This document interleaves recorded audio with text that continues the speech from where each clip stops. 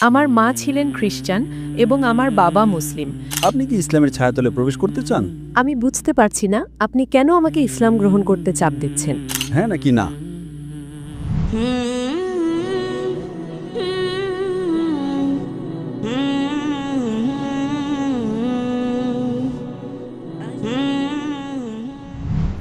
High, আমার নাম মুনিরা। আমি খ্রিস্টান ও মুসলিম দুই ভিন্ন ধর্মীয় পরিবারে জন্মেছি। আমার মা ছিলেন খ্রিস্টান এবং আমার বাবা মুসলিম, কিন্তু যখন আমার ইসলাম শেখার প্রয়োজন ছিল তখন বাবা আমার কাছে ছিলেন না। তাই আমার মা আমাকে খ্রিস্টান বানিয়েছেন। তিনি আমাকে যা পারতেন শিখিয়েছেন, কিন্তু আমি এখনও জানি না কি বেছে নেব। আমার বাবা মুসলিম এবং আমাকেও মুসলিম হতে হবে, কিন্তু কেউ আমাকে জোর করছে না। আমি শুধু মুসলিমদের ব্যাপারে জানতে চাই। বোন একটি প্রশ্ন করেছেন যে বাবা ছিলেন একজন মুসলিম। বোন, আপনার কি কোনো প্রশ্ন আছে? আমার মা বলেন যে জান্নাতে মুসলিমদের মতে পুরুষরা ৭২ জন নারী পায়, হুর হুর? হুর। কিন্তু খ্রিস্টান ধর্মে আমরা আমাদের পরিবারের সাথে স্বর্গে যাই, আর আমি জানতে চাই মুসলিম ধর্মে নারীদের জন্য জান্নাত কেমন। বোন বললেন যে বাবা ছিলেন একজন মুসলিম, মা একজন খ্রিস্টান। আপনার মা আপনাকে বড় করেছেন, ঠিক? হ্যাঁ। তো আপনি কি আপনার বাবার সাথে যোগাযোগ রাখেন নাকি রাখেন না? বাবার সাথে যোগাযোগ রাখেন নাকি রাখেন না? আমার মা। তার মানে আপনি আপনার মায়ের সাথে থাকেন, বাবার সাথে নয়? না। বোন বললেন যে বাবা ছিলেন একজন মুসলিম, মা একজন খ্রিস্টান, কিন্তু মা তাকে বড় করেছেন, তিনি মায়ের সাথে বেশি থাকেন এবং মা তাকে খ্রিস্টান বানিয়েছেন। তাই এখন তিনি বিভ্রান্ত।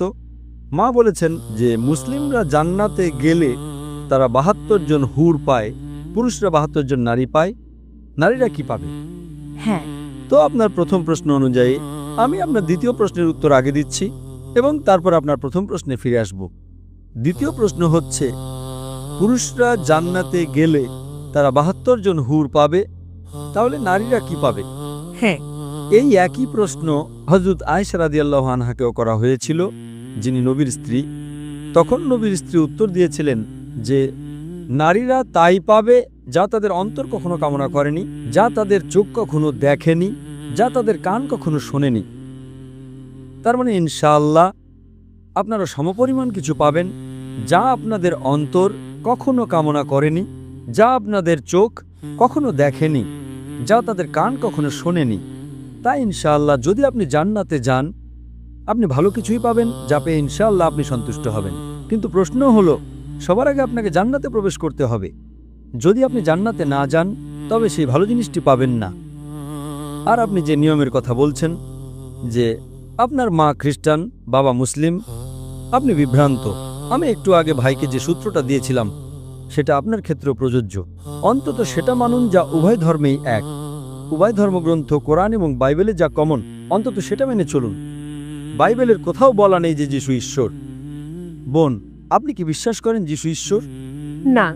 খুব ভালো, কারণ বাইবেলের কোথাও বলা নেই, সম্পূর্ণ বাইবেলে একটিও পরিষ্কার বাক্য নেই যেখানে যীশু খ্রিস্ট আলাইহিস সালাম নিজে বলেছেন যে আমি ঈশ্বর বা আমার উপাসনা করো।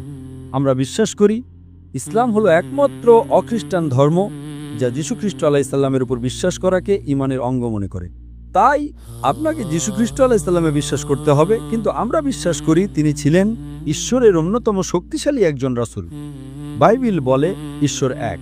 যীশু খ্রিস্ট আলাইহিস সালাম বলেছিলেন, এটি গসপেল অফ মার্কের 12 নম্বর অধ্যায়ের 29 নম্বর আয়াতে উল্লেখ আছে। সেখানে বলা হয়েছে, শেমা ইসরাঈল আদনাহিন আদনাইখাত, অর্থাৎ শোনো ও ইসরাইল, প্রভু আমাদের ঈশ্বর হলেন একমাত্র প্রভু। আপনি যদি বাইবেল পড়েন সেখানে মুহাম্মদ সাল্লাল্লাহু আলাইহি সাল্লামের ভবিষ্যৎবাণী সম্পর্কে উল্লেখ আছে।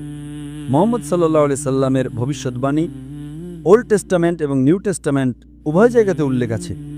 বিস্তারিত বলার মতো সময় আমার হাতে নেই, আমি শুধু রেফারেন্সগুলো দেব। It's mentioned in the book of Deuteronomy, chapter number 18, verse number 18. Muhammad সাল্লাল্লাহু আলাইহি সাল্লামের আগমনের কথা উল্লেখ আছে। In the book of Deuteronomy, chapter number 18, verse number 19. In the book of Isaiah, chapter number 29, verse number 12. In the Song of Solomon, chapter number 5, verse number 16. নবী মুহাম্মদ সাল্লাল্লাহু আলাইহি সাল্লামের নাম উল্লেখ করা হয়েছে। এমনকি নিউ টেস্টামেন্টেও তার ভবিষ্যৎবাণী করা হয়েছে। In the Gospel of John, chapter number 14, verse number 16. In the Gospel of John, chapter 15, verse number 26. In the Gospel of John, chapter number 16, verse number 7. অনেক জায়গায়। আমি আপনাকে মাত্র একটি রেফারেন্স দিচ্ছি, Gospel of John, chapter number 16, verse number 12 to 14 says, তোমাদের বলার মতো আমার অনেক কিছু আছে, কিন্তু এখন তোমরা তা সহ্য করতে পারবে না, কারণ তিনি যখন সেই সত্যের আত্মা আসবেন, তিনি তোমাদের সমস্ত সত্যের পথ দেখাবেন। তিনি নিজের থেকে কিছু বলবেন না, তিনি যা শুনবেন তাই বলবেন। তিনি আমাকে মহিমান্বিত করবেন। এই ভবিষ্যৎবাণীটি সর্বশেষ ও চূড়ান্ত রাসূল মুহাম্মদ সাল্লাল্লাহু আলাইহি সাল্লাম ছাড়া আর কারো দিকে ইঙ্গিত করে না। আপনি যদি আরও বাইবেল পড়েন এবং কোরআন পড়েন, কোরআন বলছে মদ পান করো না। chapter 5, verse number 90, বাইবেল বলছে in the book of Proverbs, chapter 20, verse number 1, and the book of Ephesians, chapter 5, verse number 18, মদ পান করো না। কোরআন বলছে শূকরের মাংস খেও না। Surah Baqarah, chapter 2, verse 173, Surah Ma'idah, chapter 5, verse number 3, Surah An'am, chapter 6, verse 145, Surah Nahl, chapter 16, verse number 115. চারটি জায়গায়, বাইবেল তিনটি জায়গায় বলছে শূকরের মাংস না খেতে। In the book of Leviticus, chapter number 11, verse number 7 and 8. In the book of Deuteronomy, chapter number 14, verse number 8. In the book of Isaiah, chapter 65, verse number 2 to 5. শূকরের মাংস খেও না। তাই যদি আপনি একজন ভালো খ্রিস্টান এবং একজন ভালো মুসলিম হতে চান, এক ঈশ্বরে বিশ্বাস করুন। বিশ্বাস করুন তার কোনো প্রতিমূর্তি নেই, তার কোনো মূর্তি নেই। সর্বশেষ ও চূড়ান্ত রাসূল মুহাম্মদ সাল্লাল্লাহু আলাইহি সাল্লামে বিশ্বাস করুন। মদ পান করবেন না, শূকরের মাংস খাবেন না, জুয়া খেলবেন না। কোরআন হিজাব সম্পর্কে বলছে Surah Nur, chapter 24, verse number 30 and verse number 31. যে নারীদের শালীনতার সাথে পোশাক পরা উচিত। একই কথা বাইবেলের Book of Deuteronomy, chapter number 22, verse number 5. নারীদের এমন পোশাক পরা উচিত নয় যা পুরুষের সাথে সম্পৃক্ত, এবং পুরুষেরও নারীর পোশাক পরা উচিত নয়। It's mentioned in the 1 Timothy, chapter number 2, verse number 9. যে নারীদের সংযত এবং লজ্জাশীলতার সাথে পোশাক পরা উচিত। তাদের দামি পোশাক এবং চুলে স্বর্ণের বেণী থাকা উচিত নয়। It's mentioned in the 1 Corinthians, chapter number 11, verse number 5 and 6. যে নারী মাথা অনাবৃত রাখে সে তার মাথাকে অসম্মান করে, তার মাথা মুড়িয়ে ফেলা উচিত। কোরআনের চেয়ে বাইবেল বেশি কঠোর। কোরআনে কোথাও বলা নেই যে নারী মাথা ঢেকে রাখে না তার মাথা মুড়িয়ে ফেলা উচিত। It's mentioned in the Bible, 1 Corinthians, chapter number 11, verse 5 to 6. যে নারী প্রভুর কাছে প্রার্থনা করে এবং তার মাথা ঢেকে রাখে না তার মাথা মুড়িয়ে ফেলা উচিত। তাই যদি আপনি একজন ভালো খ্রিস্টান এবং একজন ভালো মুসলিম হতে চান, হিজাব পরুন। আপনি যদি মাদার মেরির ছবি দেখে থাকেন, আপনি কি মা মারিয়ামের ছবি দেখেছেন? বোন, আপনি মা মারিয়ামের ছবি দেখেননি? না। মা মারিয়ামের ছবি দেখেননি? মা মারিয়াম যীশু খ্রিস্টের মা। হ্যাঁ, আমি তাকে দেখেছি। আপনার মা কি আপনাকে দেখাননি? হ্যাঁ। আপনি কি জানেন তিনি পুরোপুরি আবৃত থাকেন? তার পুরো শরীর ঢাকা থাকে শুধু মুখমণ্ডল এবং হাতের কবজি ছাড়া। তাই আপনি একই পোশাক পরুন বোন, মা মারিয়ামের পোশাক পরুন। আপনি একজন ভালো খ্রিস্টান এবং সেই সাথে একজন ভালো মুসলিমও হবেন। তাই কোনো বিভ্রান্তি নেই। অন্তত যা সাধারণ তা মেনে চলুন। যীশু খ্রিস্ট আলাইহিস সালাম বলেছিলেন, তোমাদের বলার মতো আমার অনেক কিছু আছে, কিন্তু এখন তোমরা তা সহ্য করতে পারবে না, কারণ তিনি যখন সেই সত্যের আত্মা আসবেন তিনি তোমাদের সমস্ত সত্যের পথ দেখাবেন। এখানে মুহাম্মদ সাল্লাল্লাহু আলাইহি ওয়াসাল্লামের কথাই বলা হচ্ছে। এখন নবী মুহাম্মদ সাল্লাল্লাহু আলাইহি ওয়াসাল্লাম ইতিমধ্যেই চলে এসেছেন, তার কাছে কোরআন নাজিল হয়েছিল। আপনি কোরআন এবং সর্বশেষ ও চূড়ান্ত রাসূলের সহিহ হাদিস পড়ুন। আপনি একজন খুব ভালো খ্রিস্টান এবং একজন খুব ভালো মুসলিমও হবেন। বোন, আপনি কি বিশ্বাস করেন ঈশ্বর একজন? হ্যাঁ। আপনি কি বিশ্বাস করেন যিশু ঈশ্বর? না। আপনি কি বিশ্বাস করেন নবী মুহাম্মদ সাল্লাল্লাহু আলাইহি ওয়াসাল্লাম ঈশ্বরের একজন রাসূল? হ্যাঁ। মাশাআল্লাহ। তাহলে অন্তত আপনি ইসলামের মৌলিক নীতিগুলোর সাথে একমত। তাহলে আপনি কি শাহাদা পাঠ করতে চান? আপনি কি ইসলামের ছায়াতলে প্রবেশ করতে চান? আমাকে এখনো চিন্তা করতে হবে। যদি আপনি বিশ্বাস করেন ঈশ্বর এক, যদি বিশ্বাস করেন নবী মুহাম্মদ সাল্লাল্লাহু আলাইহি ওয়াসাল্লাম ঈশ্বরের একজন রাসূল, যদি বিশ্বাস করেন যিশু ঈশ্বর নন, তাহলে আপনি প্রবেশ করতে পারেন। বাকি বিষয়গুলো আপনার কাছে পরিষ্কার হয়ে যাবে। স্কুলে ভর্তি হন, তারপর আপনি আরও অনেক কিছু শিখতে পারবেন। কিন্তু যদি আপনি 100% নিশ্চিত হন যে ঈশ্বর এক, যদি 100% নিশ্চিত হন যিশু ঈশ্বর নন, যদি 100% নিশ্চিত হন যে নবী মুহাম্মদ সাল্লাল্লাহু আলাইহি ওয়াসাল্লাম ঈশ্বরের একজন রাসূল, তাহলে মুসলিম হওয়ার জন্য এটাই আপনার প্রাথমিক আবশ্যকতা।